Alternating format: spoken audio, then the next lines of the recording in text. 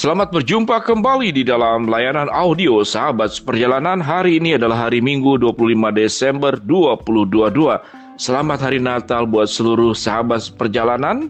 Beserta dengan keluarga, Tuhan memberkati kita semua. Renungan kita hari ini dengan judul Natal yang Indah. Natal yang indah, firman Tuhan terambil dalam Lukas pasal 2 ayat 10-11. Lalu kata malaikat itu kepada mereka, "Jangan takut, sebab sesungguhnya aku memberitakan kepadamu kesukaan besar untuk seluruh bangsa. Hari ini telah lahir bagimu juru selamat, yaitu Kristus Tuhan di kota Daud." Mari kita berdoa. Bapa yang di dalam surga, terima kasih buat keindahan, buat sukacita, buat kemenangan, buat keselamatan, buat anugerah, buat karunia, buat penyertaan, pertolongan yang Engkau berikan dalam kehidupan kami yang sedemikian lengkap dan sempurna. Kami ingin belajar tentang Natal yang indah. Dalam nama Tuhan Yesus kami berdoa. Amin. Shalom sahabat seperjalanan yang dikasihi Tuhan. Natal yang indah. Ada yang memberikan tema Natal yang sempurna. Kalau boleh kita kemudian menggabungkannya, temanya menjadi Natal yang sempurna dan indah. Kalau kita melihat sesuatu yang indah, banyak hal di dalam dunia ini yang indah, namun tidak sempurna. Mari kita belajar apa itu yang indah dan tidak sempurna. Sahabat seperjalanan yang pernah ke luar negeri, yang pernah ke Eropa, mungkin bermimpi akan bisa berfoto dan melihat, yaitu Menara Eiffel, Menara Paris. Sangat indah, namun tidak sempurna.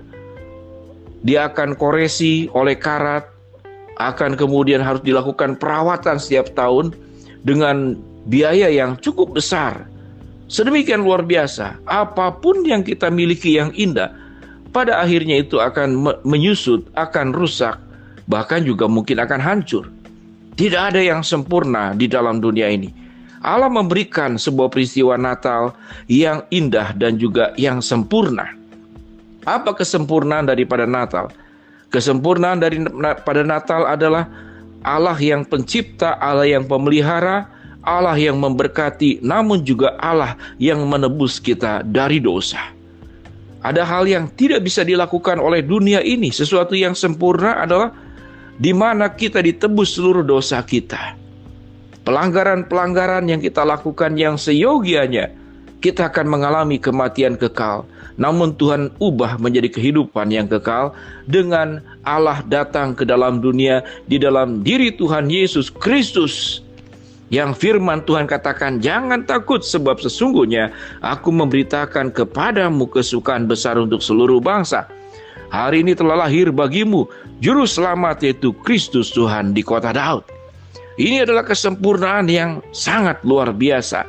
Sahabat seperjalanan yang dikasihi Tuhan, bahwa Allah sudah memberikan semua yang terbaik, yang indah, namun juga yang sempurna. Kesempurnaan Allah, mari kita belajar beberapa poin. Yang pertama, penjagaan Allah. Setiap waktu tanpa berkedip, tanpa mengantuk dan tanpa terlelap, Tuhan menjaga. Tuhan memahami setiap berbagai macam permasalahan hidup kita, tanpa ada yang terlewatkan, tanpa ada yang lepas daripada pengamatan Allah. Itulah kesempurnaan Allah. Allah menunjukkan keadilannya secara sempurna. Allah juga menyatakan hukumannya secara sempurna bagi pihak-pihak yang memang perlu mengalami hukuman Allah, yang kita pelajari dari perjanjian lama sampai ke perjanjian baru, dari peristiwa kehidupan di dalam dunia yang tidak tercatat di Alkitab, dari dulu, sekarang, dan yang akan datang. Tuhan adalah Tuhan Allah yang hakim yang adil. Dan semua perbuatan manusia satu hari kelak nanti akan bertemu dengan Tuhan. Apa yang kita akan terima waktu bertemu dengan Tuhan? Kita bisa mendengar suara, "Hai hambaku yang baik dan setia, masuklah ke dalam kebahagiaan Tuhanmu." Namun juga ada sebagian yang akan bertemu dan mendengar suara Tuhan. "Engkau memanggil namaku, engkau membuat mujizat di dalam namaku, namun aku tidak mengenal engkau. Masuklah ke dalam kegelapan yang paling gelap. Engkau adalah hamba yang jahat." Sedemikian sempurna.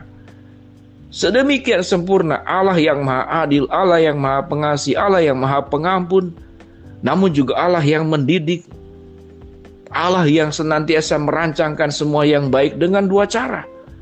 Kalau kita menyimpang, Allah merancangkan yang baik. Terkadang diizinkan sakit penyakit, diberikan masalah agar kita kembali kepada Allah. Allah yang maha baik pun memberikan anugerah-anugerah kebaikan, dilimpahkan kesehatan, diberikan kecukupan berkat, agar kita bisa merasakan betapa kayanya Allah yang kita sembah. Sehingga Allah yang sempurna adalah Allah yang tidak hanya melihat dan memberikan kehidupan kita tuh dari satu sisi. Allah yang memeluk, namun juga terkadang Allah yang menghajar kita.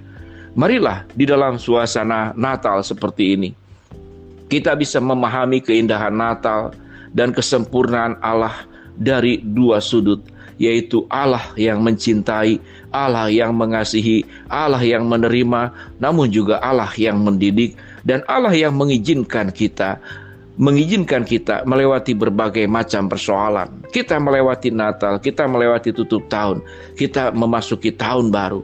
Persoalan hidup tetap akan selalu ada di dalam kehidupan kita. Berkat Allah, pertolongan Tuhan pun selalu akan tersedia untuk setiap sahabat seperjalanan. Mari kita melihat kehidupan ini secara holistik.